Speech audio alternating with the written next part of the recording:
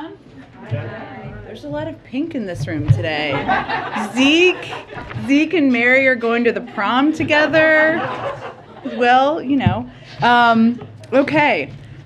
Just one item for all of you at the top. On Monday, the President will join the Business Roundtable CEO quarterly meeting at their headquarters in Washington, D.C. to discuss the United States' response to Russia's unprovoked and unjustified war with Ukraine, and the President's plans to lower costs for working families, create good-paying union jobs, and tackle the climate crisis. On Wednesday, as you all know, he will travel to Brussels, Belgium, where he will have a packed Thursday. He's traveling that day. There's not a schedule that day, but eat your Wheaties, eat your spinach. It's going to be a long Thursday because on Thursday, to start the day, the President will attend an extraordinary NATO summit to discuss ongoing deterrence and defense efforts in response to Russia's unprovoked and unjustified attack on Ukraine. He will also reaffirm our ironclad commitment to our NATO allies and to defend every inch of our NATO territory. Then he will join a scheduled European Council summit to discuss our shared concerns about Ukraine, including transatlantic efforts to impose economic sanctions on Russia, provide humanitarian support to those affected by the violence, and address other challenges related to the conflict. Later in the day, he will attend the G7 meeting called by Germany to further discuss with our allies and partners the consequences we are imposing on Russia for its war of choice. We'll have more announcements, I'm certain, on the trip in the days ahead. I don't have additional details. We've also, of course, invited our National Security Advisor, who always enjoys engaging with all of you, to join us to preview the trip early next week. So we're just figuring out the date and the time depending on when the charter leaves. With that, Zeke, why don't you kick us off? No updates on the Friday schedule? Don't have any updates at this point in time. Onto the President's call this morning with President Xi. Does the White House now have a sense of whether or not China has decided whether to assist Russia backfill its supplies and fulfill its request for material in support of its invasion of Ukraine? Well, I'm not going to give an assessment of that from here. What I can tell you is that the majority of this call, as I think you heard, you saw in the readout, and you heard, I think, on the call we just did, but was focused on Russia's unprovoked invasion of Ukraine.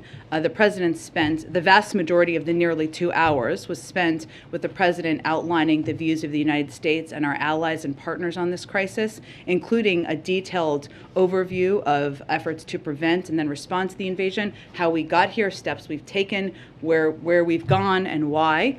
Of course, as was also noted in the readout, but let me just reiterate, he also conveyed and described the implications and consequences if China provides material support to Russia. But again, I'm not going to provide any additional assessment from here. The President has cast the efforts to sort of build up the Western alliance as sort of democracies versus autocracy. One very large, the largest democracy in the world, is in fact buying Russian oil right now at a discount, expanding its purchases, taking advantage of the situation. Does the White House have any response to India's purchases there, and does the President plan to reach out to the Indian government to try to get that decision reversed? Well, we have not, we made a decision about banning the Russian import of oil. Every country has not made that decision, and we recognize that, and they have different economic reasoning as to why different countries do, including some in Europe. We have been in touch, of course, with Indian leaders at a range of levels, not through the President. If that happens, we will, of course, provide that readout and information to all of you. But what we would project or convey to any leader around the world is that the rest of the world is watching where you're going to stand as it relates to this conflict, whether it's support for Russia in any form as they are illegally invading Ukraine.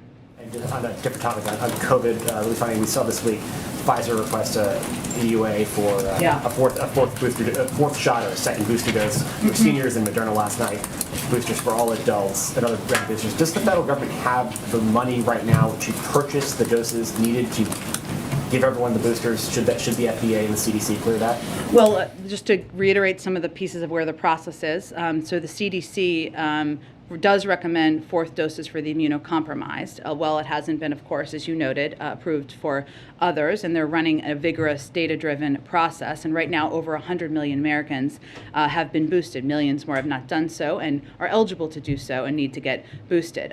But to go to your question, we've been clear we need additional funding from Congress. You've heard me talk about that a fair amount in here, including for the possibility of a fourth dose or a variant-specific vaccine. So we would indeed need additional funding to ensure that can be widely available. Go ahead. During the readout of this call, a senior official said that the president was really sort of laying out his assessment of the situation to President Xi, that he was making clear the implications of certain actions, but that President Biden wasn't making specific requests of China.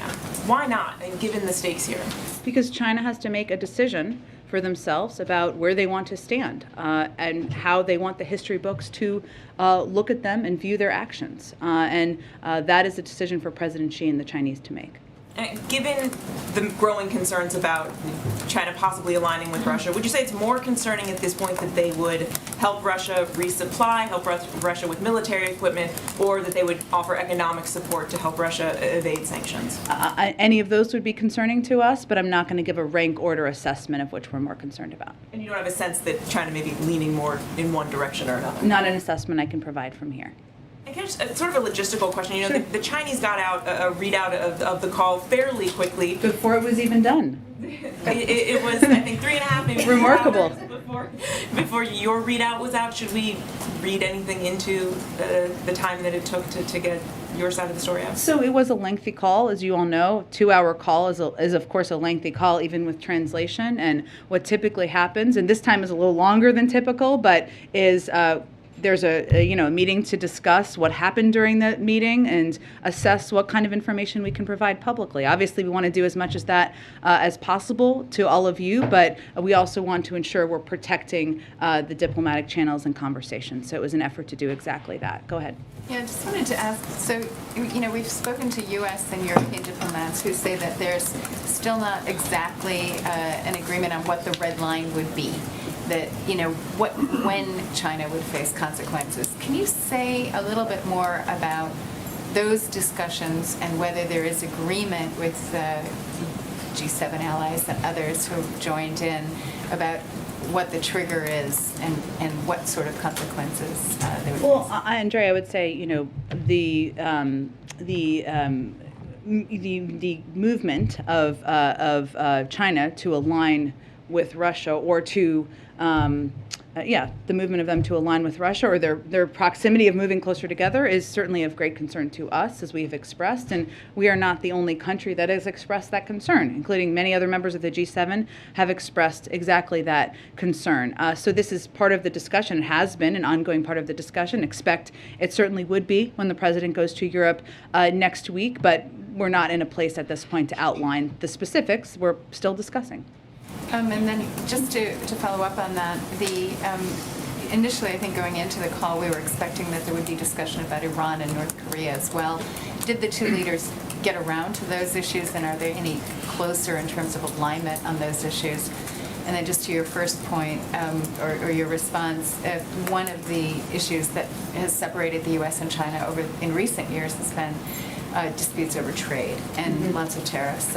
Would you anticipate that China would face a larger trade war if, or additional sanctions and tariffs if it does proceed to align more closely? Well, we have a range of tools that could be considered, and sanctions are certainly one tool in the toolbox, as they are for other countries as well, even if as we have not outlined specific consequences, and we'll communicate those directly to China and, of course, with our European partners and counterparts. The call was focused, as the readout conveyed, the vast majority of it was on Russia's unprovoked invasion of Ukraine, but also the issue of Taiwan was raised by the Chinese, and the president reiterated that U.S. policy on Taiwan has not changed. That was really the vast majority of the focus of the call. Obviously, there are a range of issues and topics we discussed with the Chinese, and as a part of this call, there was an agreement on ensuring there was an open line of communication and that the discussion would continue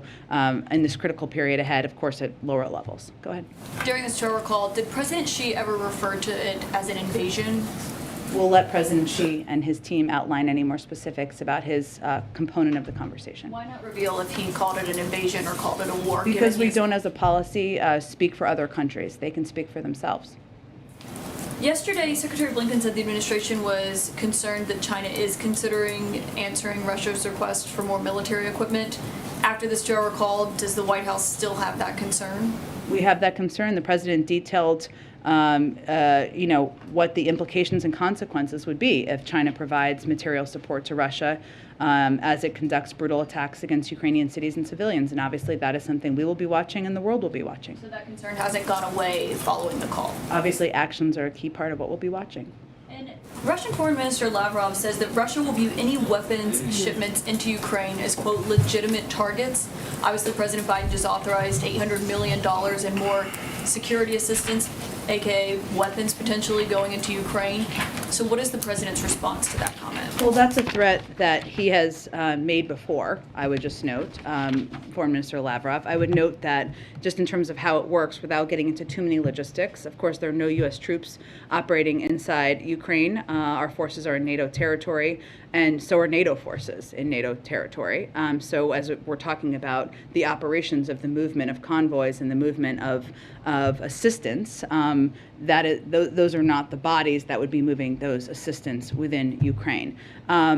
So beyond that, though, I would say, of course, we watch closely what the actions are, the continued escalatory actions of the Russians, and we will watch closely if they follow up on that threat. I would remind you all that all of the convoys are not just moving military assistance; many of them are moving humanitarian assistance as well, food, and other aid that is getting to people who have been injured through this brutal invasion. I guess the question is, how concerned are you about being able to get all $800 million of that assistance that's obviously so critically needed into Ukraine?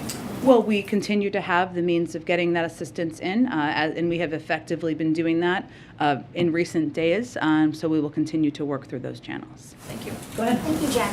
Did President Biden directly ask President Xi if he intends to help Russia? Well, he made clear what the implications and the consequences would be if China provides material support to Russia as it conducts brutal attacks against Ukrainian cities and civilians. And that made clear what the consequences would be should they do that. But did he ask, do you intend to help Russia, yes or no? I think making clear what the consequences are made clear we don't want them to do it. So can you offer any explanation for why the U.S. still has concerns after this call? Because we'll continue to watch until we see what actions they take or don't take.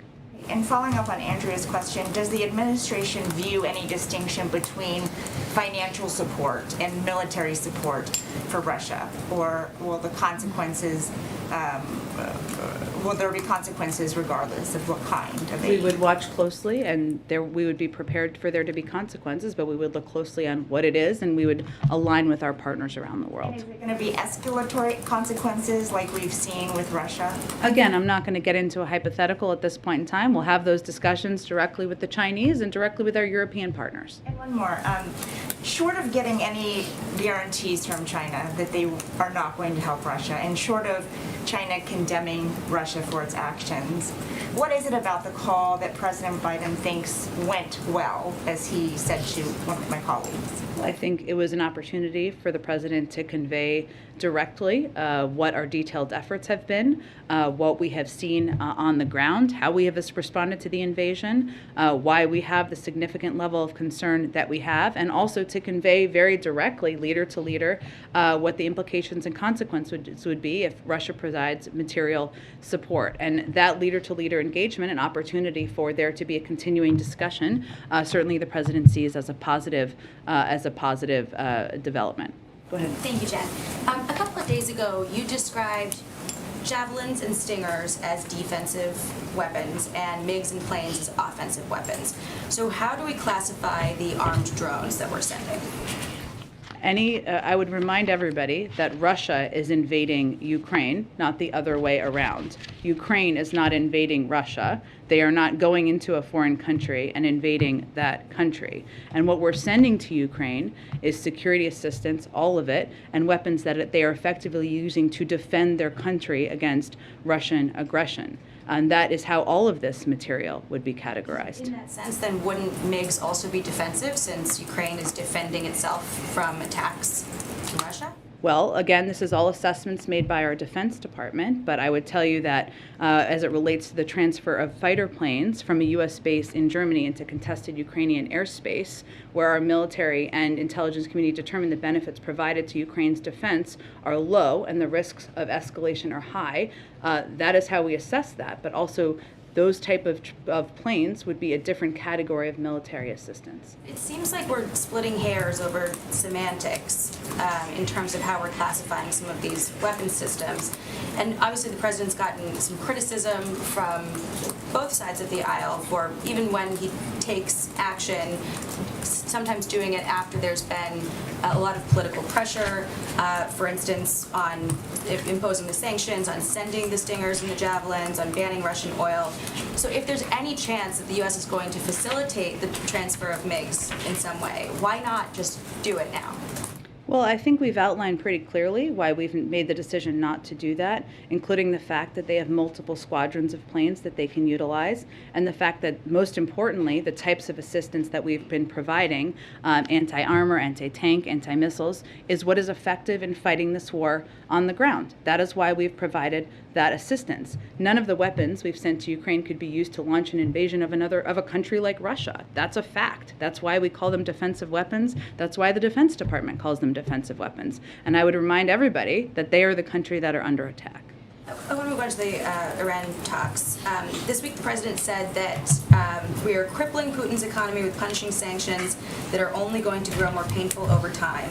But the State Department said that the administration would not sanction Russian participation in nuclear projects that are part of the JCPOA. So how does the administration justify calling for such strong sanctions on Russia but giving them a pass when it comes to Iran? Isn't that hypocritical in some sense? There's absolutely no pass given. They're not getting additional assistance or sanctions relief of any sort. They have an implementation role. They've had an implementation role in the past as it relates to the Iran nuclear deal, and that is certainly what we would be talking about in this regard. But for clarity purposes, there's absolutely no additional sanctions assistance that Russia would be receiving that is outside of the Iran nuclear deal. So, but just carving out what's already there and giving it protection, that it will not be sanctioned? Well, to explain to you, or for those of you who have covered back in 2015, you may remember this, that there have been roles in the past that Russia has played in terms of the movement or the protection, the nuclear protections in some capacity of as we're implementing the Iran deal, and that's what we're really referring to. That's part of the discussion in the deal. This is a new deal that we're doing. It's the similar implementation components. It's a implementation and discussion around a similar deal that was discussed back in 2015. And then the Director of National Intelligence annual threat assessment last month said that Iran has threatened to kill former and current U.S. officials in retaliation for the U.S. killing the IRGC's leader, Qasem Soleimani. So do those threats constitute terrorism? Well, I would just remind you all that where we are, one, I'm not going to just confirm or get into specifics about any threats through intelligence channels, but where we are right now, is that not only has Iran's nuclear program advanced, but their behavior in the region and beyond has gotten more aggressive, including by the Islamic Revolutionary Guard. So the notion that the actions of the past administration pulling out of the Iran nuclear deal has cut down on the actions or the escalatory behavior of the Iran Revolutionary Guard is inaccurate. The Iranian government has actually doubled their budget or something like that. So the notion that the approach that the status quo is effective and making us safer just doesn't bear out in any form of facts. So they should not then, the IRGC be delisted from the terrorist blacklist? There's an ongoing negotiation. I'm not going to get into specifics of it, but I would just note that the status quo where we stand has done nothing to make us safer in any regard. In fact, the Islamic Revolutionary Guard has only been strengthened. Go ahead. Jen, I want to follow up with you on the call. You have, from the podium and in the readout, it says the president described the implications and consequences if China provides material support to Russia. So to be clear, did President Biden warn President Xi not to send any support to Russia? I think he made clear what the implications and consequences would be if he did. That is laying out what the consequences would be. President Xi has to decide what he's going to do here. And not just here, but is it fair to characterize that as a warning? I would characterize it exactly as I said it. And did President Biden and President Xi discuss the possibility of lifting sanctions and or tariffs as a way to get China? This was not about carrots. This was about laying out what the implications and consequences would be. Did the president step away from the phone call and have a sense that he can work with China as it relates to Ukraine? Well, I think he came away feeling that he had conveyed clearly what the implications and consequences would be, and also that he had the opportunity to lay out specifically what steps we've taken, why, and what we're seeing on the ground. And he also said that we would continue conversations task the teams to continue conversations. So that indicates that we will continue to engage with them. I want to follow up with you on something we've been discussing throughout the week, the issue of refugees. Newsweek has reported that the U.S. is actually detaining Ukrainian refugees in ICE detention centers, those who are seeking entry into the country, which seems like a contradiction of President Biden saying that he would welcome them here. Can you tell us why this is happening and what's being done? I can't confirm any specific cases. I'd point you to the Department of Homeland Security. But what I would say is that we are still implementing our immigration laws at the border. That means that Title 42 is in place, and for individuals who come through, abnormal migration, we approach that through the same laws and implementation. When the president says he would welcome refugees, of course he would, but they have to apply through the refugee programs. Understood, but do you acknowledge, Jen, that detaining them is a contradiction to President Biden saying he would welcome them with open arms? Well, again, Kristen, we implement and we our immigration laws across the board, no matter what country you come from, and that has been our case and approach from the beginning. Welcoming refugees means applying through the refugee process. And again, as I've said in here, we are looking at a range of options, including providing a broad range of humanitarian assistance to the countries where the vast majority of refugees are going. Is it a priority for President Biden to address this situation so that refugees are not being detained at ICE detention centers? Well, again, we are continuing to apply our immigration laws at the border. And so refugees who want to come to the United States, of course we would welcome Ukrainian refugees. That is why, but they have to apply through the existing programs. There's an ongoing discussion about what programs or what steps we could take. And we certainly, that's an important conversation and process internally. Where we have put all of our efforts to date, the vast majority of them to date has been on providing a historic amount of funding to countries in the region, including a huge amount, billions of dollars that has been approved through the omnibus bill the president just signed into law to make sure that the countries that are welcoming the vast majority of these refugees have assistance and support and aid that they need. Jen, you mentioned Taiwan. Will the U.S. deliver javelins and stingers on time this year to Taiwan? Can you answer that? I don't have any update for you on military assistance to Taiwan. I would point you to the Department of Defense. A separate question real quick. The White House, is it aware of ongoing destruction and vandalism of Catholic churches across the United States, statues as well? Is the president aware of that destruction taking place right now across the U.S.? Most recent examples in Florida at the Holy Family Catholic Church, in Royal Oak, Michigan, St. Mary Catholic Church, in Georgia, Sacred Heart Catholic Church, all vandalized, destroyed. Well, I can assure you that the President, the White House, and the United States would oppose any destruction or desecration of religious institutions of any kind. And certainly Catholic churches, the President himself is a Catholic, of course. Does the President believe that perhaps Pope Francis could play a role in mediating an end to this Ukraine crisis, the war? I just don't have anything on Pope Francis's role. Obviously, we're focusing our efforts at this point in time and engaging with our European allies and counterparts around the world. Go ahead, Ashley. If President Biden does not make a second stop on his trip abroad next week, as has been rumored, to Poland or some other place, what would be the reason? Would it be security concerns? Would it not be wanting to visit refugees at the border to draw resources away from that crisis? I expect we'll have more on the trip soon, so I don't want to get too ahead of where we may or may not be, but we factor in a range of factors whenever we make any travel plans, including pulling resources away, as you noted, including security concerns, including ensuring that we can implement it effectively. But we pulled this trip together pretty quickly, so we're working as quickly as we can to get any other details finalized. More on a different topic. Following up on what my colleague asked yesterday, President Zelensky mentioned in his address this idea of a U-24 United for Peace. It's a little unclear to me, at least, what exactly that would look like and mean. What is the White House's understanding of what he's asking for? Is that an alternative to NATO? What role would it fill? Can you try to We fill just some don't of have any other assessment or explanation from here. I mean, I'd certainly point you to the Ukrainians to discuss in more detail. We talk with them regularly. any of that I don't to have, NATO? I would let them speak for their own proposals. Go ahead. Jen, when the president spoke to President Xi, did he set out any particular benchmarks by which he would measure their compliance, either financially on the arms issue, any time frames out there? What, in other words, did he come to some kind of understanding or declaration to President Xi about how he would be measuring success? Success in terms of whether or not he provides material support.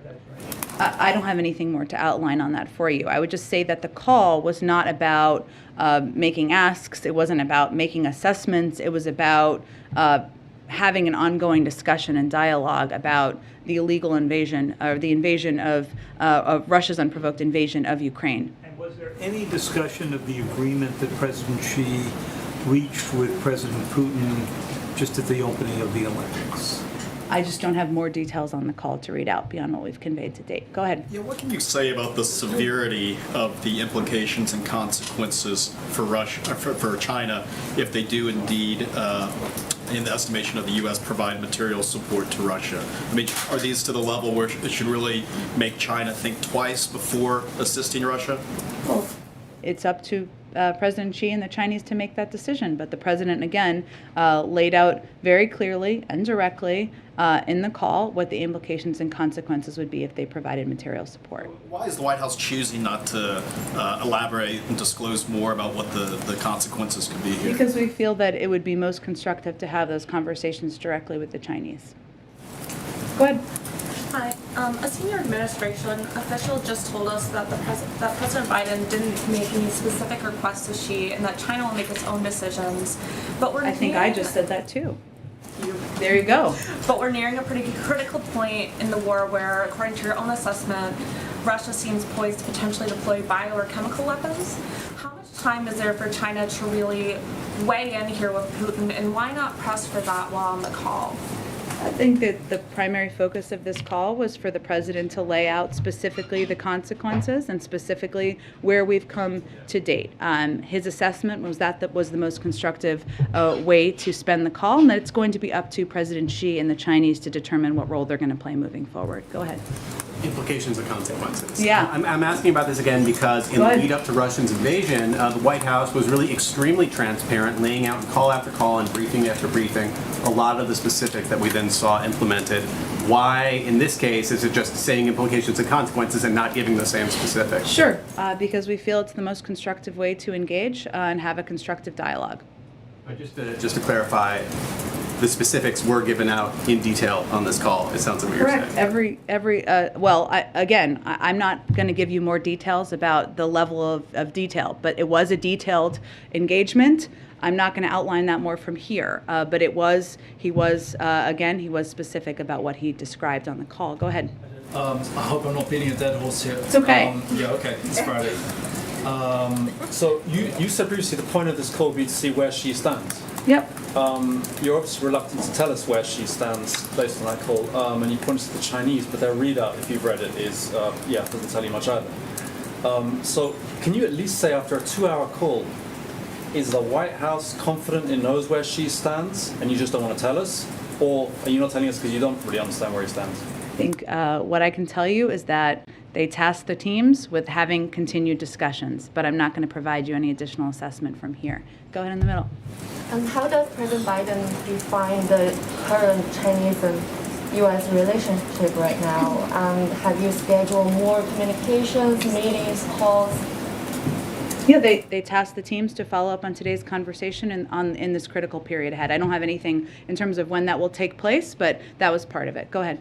Jen, following the recent Texas primary election, the AP is reporting that roughly 13% of ballots were discarded following, new statewide election laws. Mm-hmm. One, is the White House concerned about these new numbers, and has the White House put in any new plan to try and get some sort of federal voting rights legislation or executive order in act and into implementation. Well, certainly we will continue to stay, we remain committed, the President and the Vice President remain committed to doing everything we can to get voting rights legislation passed and move forward. And these reports are certainly a reminder of how important that is. In terms of the specifics of it, I'd really point you to the Democratic Party Committee on the political side of this, and I will see if our team has any other specific reaction from here. Other question. We know next week the Supreme Court nominee Judge Ketanji Brown Jackson will be going for it with hearings. There's some new accusations from Capitol Hill. Some Republicans still saying that she's soft on crime. Senator Josh Hawley, for instance, saying that she's soft particularly on sex offenders. What is the White House's response to these new accusations, and are you at all concerned that it might taint public view as we go into hearings next week? I think as we broadly look at it, I mean, after weeks of trying hard to find some way to attack Judge Jackson for saying that she was an affirmative action pick, then saying she was the product of dark money, then saying she should be suspect because she was a public defender, a group of far-right Republican senators, as you noted, have launched a last-ditched eve of hearing desperation attack on her record on sentencing in sexual offense cases. What is important here, I think, are the facts. And the facts are that in the vast majority of cases involving child sex crimes broadly, the sentences Judge Jackson imposed were consistent with or above what the government or U.S. probation recommended. And so this attack that we've seen over the last couple of days relies on factual inaccuracies and taking Judge Jackson's record wildly out of context. It dishonestly took a snippet of a transcript out of context when in fact Judge Jackson was repeating something a witness said in order to ask a question about their testimony. It also omits that the Sentencing Commission report mentioned was unanimously approved by the Commission and is by law, which is by law bipartisan with equal representation. So we're going to continue from here to reiterate what the actual facts are, and we hope that those who are taking this process seriously or state that they are taking this process seriously will also look to the facts and not disingenuous attacks. Go ahead. Thanks, Jen. Two questions about COVID. You talked earlier to Zeke's question about the additional funding being needed to ensure that the fourth dose boosters will be widely available. Secretary Becerra said today that hopefully soon the government will be telling parents of kids under 5 that they can get their kids vaccinated, and he said that will also put strain on the system. Is there any chance that the vaccine doses for the kids under 5 wouldn't be available if this COVID money doesn't come through? It's not about available. I think it's about making them free. Because obviously these companies are going to produce doses if and when at some point, as a mother of a child under 5, God willing, soon, making them available. What we want to be able to do is continue to make them free. So that is where our focus and our concern is. And obviously beyond that, for people who are uninsured, for people who don't have the resources to cover the cost of a fourth dose or a vaccine for their kid or otherwise, this is pretty important that we move this funding forward so that we can continue to provide these type of programs across the country. If there isn't additional funding, would this be the first age group that would not get free shots potentially? Like, are you counting on that money to make sure that those doses are? I'd have to check with our COVID team on it. Obviously, they look, since it hasn't been approved yet, what we've been able to do is outline for you what programs would have to be ended or halted and the timeline of them, but I can check with them and see if there's any specific planning for this. But obviously, if we don't have funding, it's hard to make vaccines for anyone free. Go ahead.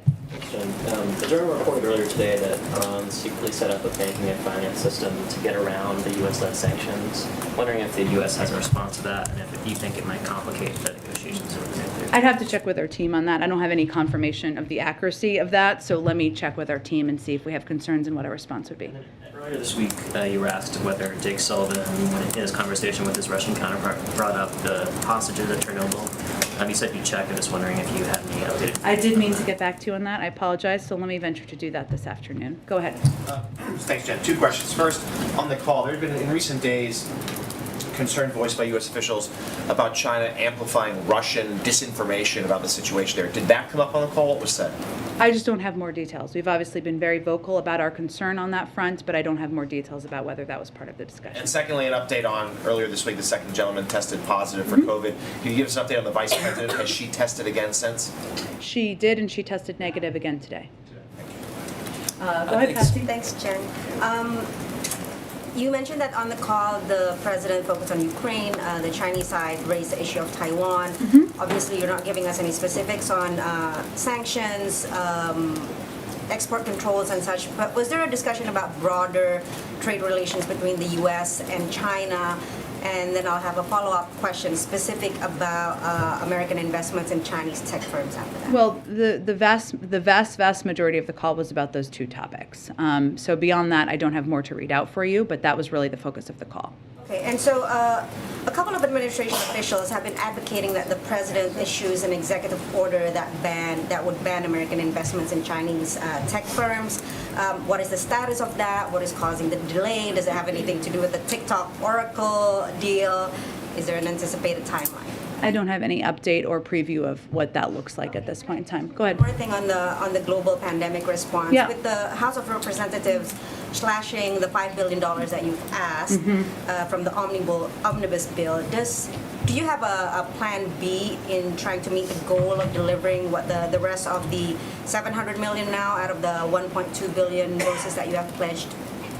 Well, I can certainly check on how many of those have already been purchased, which I think would be a helpful piece of information, but there is not a secret fund that we have not told you about to continue to provide the type of free programs we have in the United States or to provide the level of international assistance that we would like to continue to provide. But let me check and see of those doses we've committed if there is a set number that have already been purchased. If there's no more money, then there'll be no more doses other than the ones that's already been purchased, because there might not even be any money for the delivery of those doses that have already been purchased, right? We need additional funding to continue to be the arsenal of vaccines in the world.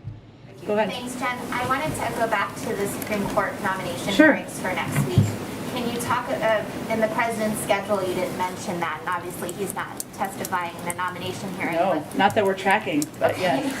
Can you talk about how this White House is preparing, how Judge Jackson is preparing for next week, and how the president will be involved, given he's got a lot going on next week as well?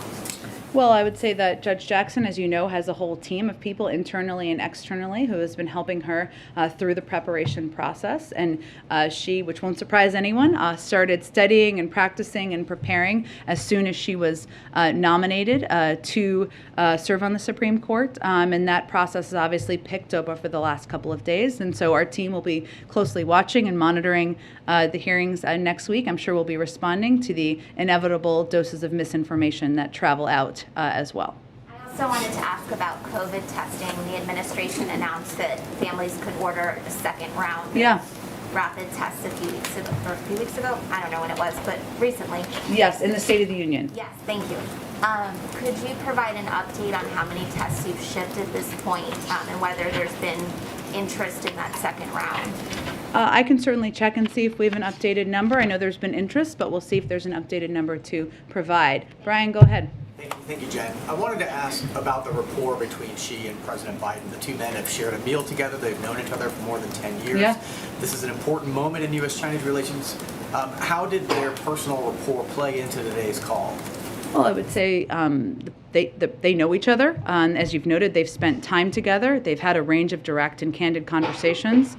This is not the first, and that certainly contributes to the president's ability to be as direct as he is, whether it is laying out where we've come from and why we are at this point, and his great concerns and significant concerns about Russia's unprovoked invasion of Ukraine, and also what the implications and consequences would be. So there's no question that the president's time on the world stage, his prior relationship with President Xi, having spent time with him, engaged with him directly, had many multi-hour calls and meetings with him, contributes to his ability to have those type of conversations. Did the president bring up those past meetings in this 2-hour call today? I don't think there's a reason to bring them up. They both know that they've had past meetings. I think it just starts the meeting from an understanding of where the other is coming from. Go ahead. Yeah, in the first event with the president today, why didn't the president choose to address the phone call personally between he and President Xi? Because it was about a different topic. And there's a lot of things the American people care deeply about. So it was his effort to communicate about a range of issues. But when you have the leader of the largest economy in the world and the second largest economy in the world, and they're talking, they could fall on either side of an invasion. The American people might want to hear directly from the president. Well, we've provided a range of updates, briefings, readouts, and hopefully you all will be effective, as I'm sure you will, in communicating that to the American people. On the call, did the president push China about business, the Chinese companies doing business in Russia? Well, I would say first that, the president, as we all have made clear, that there have been implications. As you see, while we have not asked companies to take specific steps, you look at Russia and what's happened there and what the implications have been for the Russian economy of companies pulling out. And, that's certainly something for every country to watch as they're making decisions about which side of this conflict they're going to stand on. Go ahead. Thanks, Jen. Poland is calling for an international peacekeeping mission in the Ukraine. Is that something the U.S. would entertain or support and possibly participate in? I'd have to get more details on what that looks like. I'm happy to talk with our national security team about that. And then I have like a fun Friday question. Okay. The House passed the Crown Act, which bans discrimination based on hairstyle. Is this something the administration supports? Would they sign it into law if the Senate passed it? I have seen that. I have not talked to our legislative team about it. I'm happy to do that, and we'll see if we can get you a fun Friday answer back. Go ahead. Thanks, Jen. In response to the mistreatment of African immigrants that were fleeing Ukraine, the White House did put out a statement a couple of weeks ago saying that they received assurances from the UN, Ukrainian authorities, and governments that they're committed to the fair and equal treatment of those seeking departure.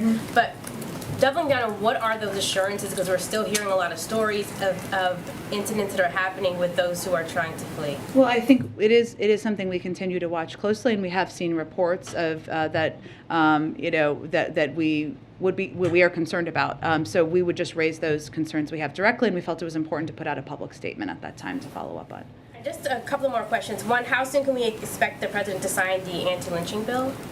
I can check and see what the timing. I know we were waiting for the vice president, I think, to get back from travel, but yeah. And then lastly, about a quarter of Americans not vaccinated or partially vaccinated. Numbers aren't really budging. Is there any move or change to the definition of what is fully vaccinated? That would be for the CDC to determine. There hasn't been a change at this point in time. It still remains 2 doses, but we are continuing to encourage any American who has not received a booster to do exactly that because it would provide them additional necessary protection. Go ahead. On Judge Jackson's hearings next week, have some of that prep work included conversations between the nominee and the president and any advice from the former chairman of the Judiciary Committee? I'm not going to get into details about their private conversations. So has he played? So he has not played a role in sort of the prep or the. He's not participating in the mock preps, no. But he is certainly excited about her hearings next week and being confirmed to serve on the bench. Thanks, Jen. I've got a quick clarification and then 2 questions about presidential conflicts of interest in foreign affairs. The first brief clarification is the New York Times reported this week that the first son remains under criminal investigation. Does the president still intend to stay out of that case? Yes, it's the Department of Justice, and I will point you to them. And my 2 questions about conflicts of interest in foreign affairs. First, I have a question about Russia, and then one about China. On Russia, you told me last year that you were unfamiliar with the Senate report that alleged that the first son, or a company linked to the first son, received $3.5 million from the richest woman in Russia.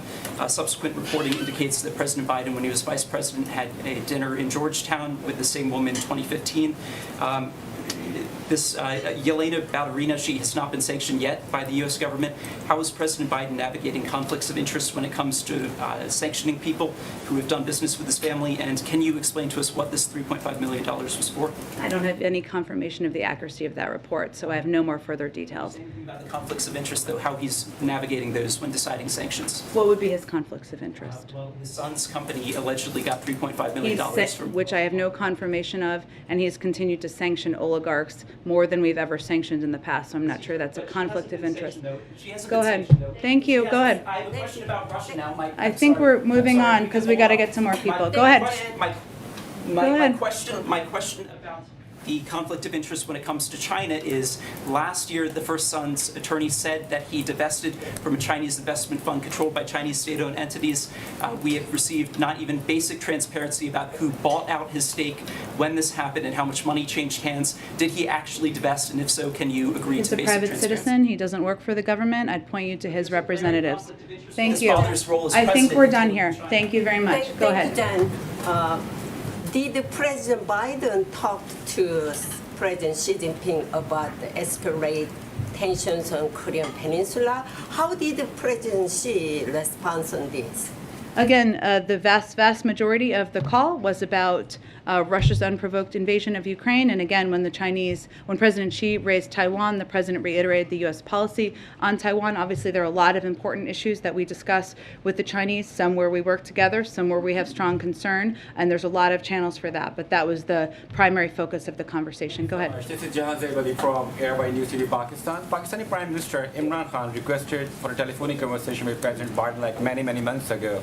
It's like more than 14 or 15 months. We haven't heard anything about that. Is there any specific reason for not communicating with the Pakistani leadership? I don't have any update on a planned call or engagement. Obviously, we engage with Pakistan and a range of leaders at a number of levels through the State Department for our national security team. But in terms of a call or engagement with the president, I don't have anything to predict on that front. After his recent visit to Russia, Pakistani Prime Minister Imran Khan told a public gathering that he will not be a slave of America like other politicians do. Would you like to comment on that? I don't know why he said that, but...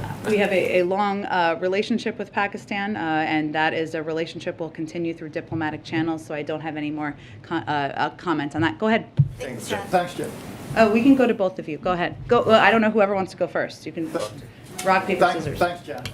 You might have seen that President Putin held a rally at which he said of the Russian people that we have not had unity like this for a long time. Is that your perception? Do you have any comment? Well, we're not going to respond to President Putin's misinformation and propaganda rally, which is how we see it. And secondly, just a bigger picture question. There's been a lot of discussion this week about war crimes and war criminals. You're well aware the United States does not recognize the International Criminal Court. We're not a member, yeah. Yeah, we're not a member. President Biden believes that is the correct stance, and if so, doesn't that undercut the United States' moral authority? Well, I would note that there are a range of international bodies that have ongoing international investigations. We would not be the ones prosecuting, of course. There'd be international bodies prosecuting any case on war crimes. We're going to feed data and information into that, and they support their process. Okay, about the Western Balkans, please. Russia and China are spreading their influence a lot on Western Balkans, especially Bosnia, Herzegovina, and Kosovo. And the president is a friend of Bosnians and Kosovars. Can you assure people over there that America is still with them? Absolutely. Please send that directly. Go ahead, Nazira. Yeah, thank you very much, Jen. As you know, we celebrate our Nowruz New Year. Afghan people as our expectation. Do you have any message? And also, yesterday, President Biden signed some document, PTS, for new arrival Afghan refugees. Oh, TPS. Yes. We did. So the president did sign a TPS for Afghans, which means that those who have been in the country, and let me get you the exact information on that. Let's see. Let's see. Okay. So basically, so the TPS will apply only to those individuals who are already residing in the United States as of March 15, 2022, and meet all other requirements, including undergoing security and background checks. And this is a designation decided by the Department of Homeland Security through their process, and they designated Afghanistan for TPS on the statutory basis of ongoing armed conflict and extraordinary and temporary conditions.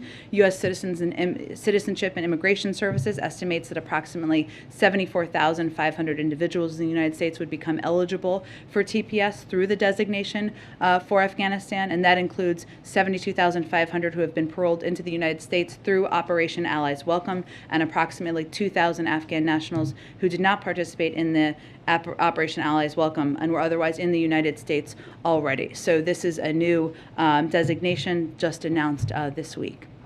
New Year, Nowruz, any message for Afghan people, especially Afghan women?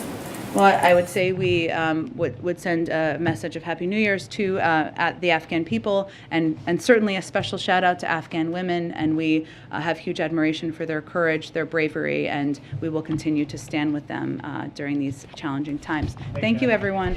Happy Friday.